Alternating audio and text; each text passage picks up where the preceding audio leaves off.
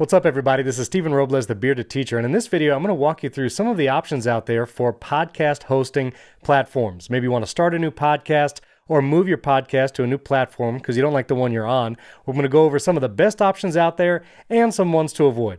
Don't forget to hit the like button on the video and subscribe. I got great tutorials already on the channel, like how to build a website with Squarespace, how to choose a podcast microphone, and I have some great ones coming soon. So subscribe, hit the bell icon so you don't miss a tutorial. Now, here's the thing about podcast platforms. It's an important decision, especially when you're starting out, because you can change podcast hosts later, but if you talk to anyone who has done it, and I've done it multiple times, you really want to avoid having to do that if you can. I would much rather eat an entire jean jacket myself than move my podcast once again. It's really a pain. So you want to choose a platform that can grow with you, hopefully as your podcast grows, and gives you great flexibility and options, especially a platform that's thinking ahead. There's lots of new things coming out in podcasting, different statistic measurements, ways to embed a player, and you want to be able to have a platform that has some of those great features. So first, let me tell you about a couple that maybe I would not recommend. All right, one of the options you've probably heard of is Anchor.fm.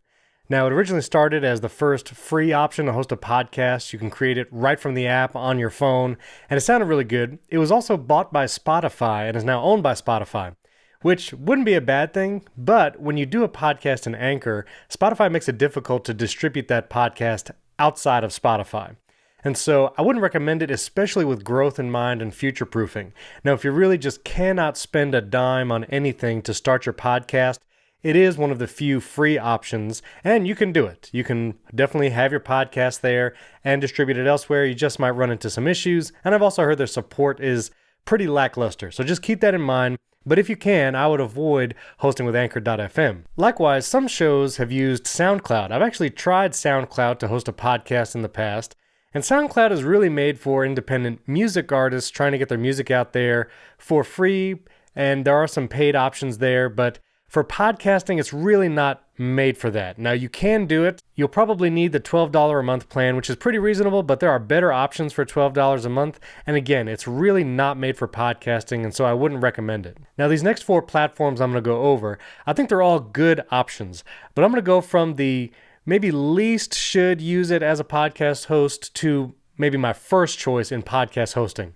For number 4, I would give it to Squarespace. Now, I love Squarespace. I'm actually a Squarespace expert in the Squarespace marketplace. I've literally built hundreds of websites, and I've hosted multiple podcasts using Squarespace. The reason it's my bottom choice is Squarespace is, again, not really made for podcasting. It doesn't support a lot of the new podcasting standards. It doesn't give you great analytics.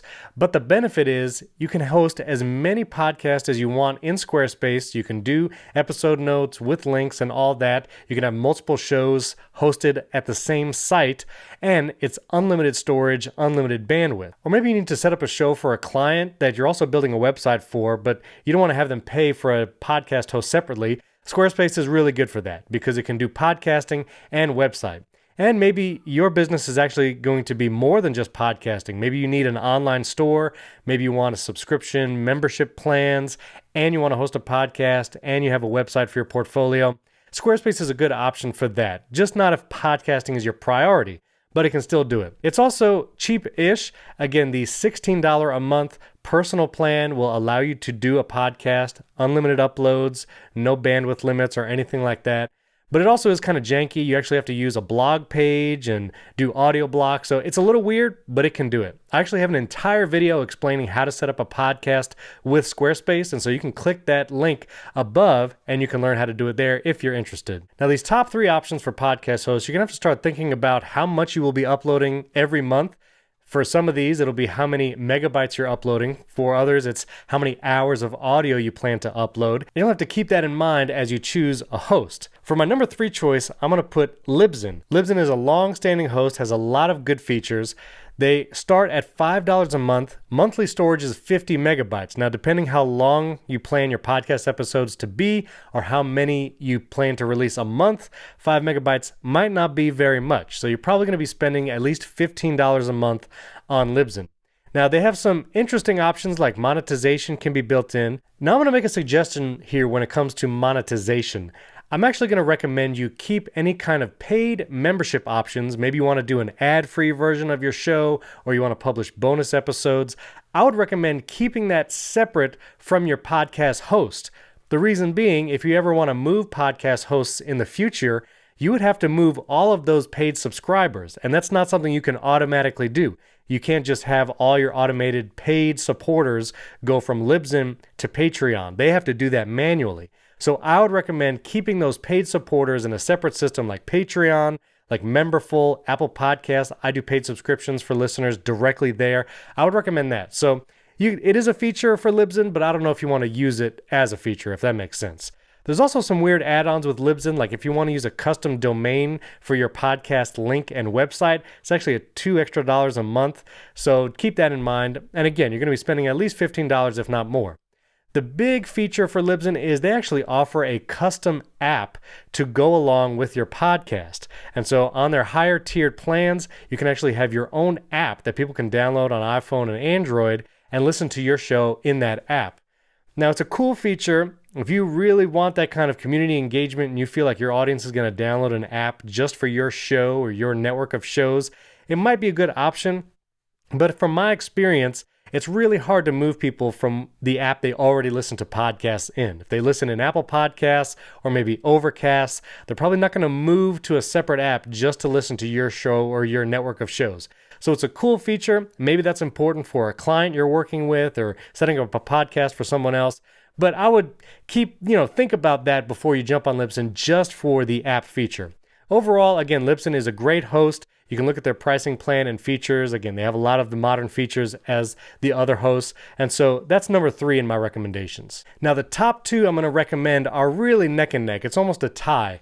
This next one is one I use personally for 6 different shows, one of them being the Apple Insider podcast, which has a pretty good size audience, and some other large shows.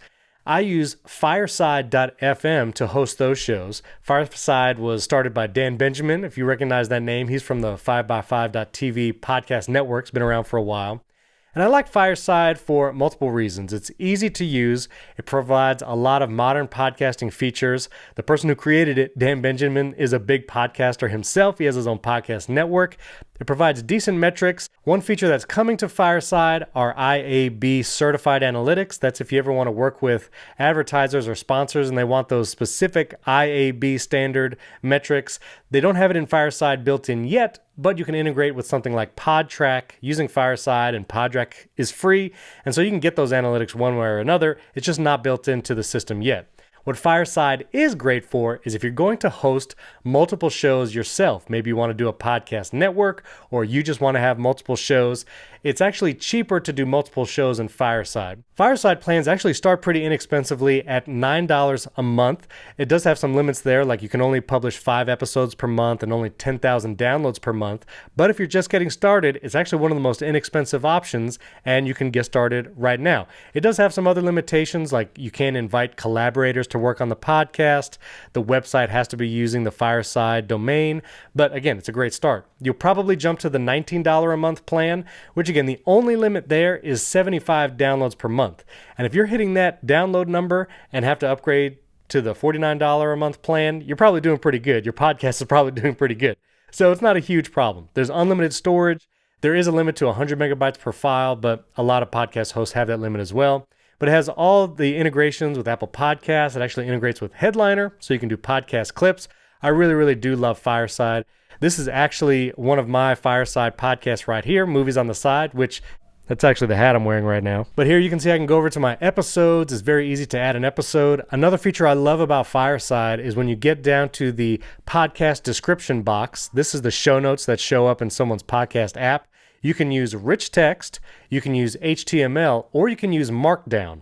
I love Markdown. I use it in my notes application, and so I can just copy and paste it into Fireside. If you don't know what Markdown is, that might not be a benefit to you, but I love it. You can do custom art for the episode art and little headers. I'll actually show you the Movies on the Side website. Many of these providers, including Libsyn, Buzzsprout, Fireside, they give you a website with your podcast hosting, which is great.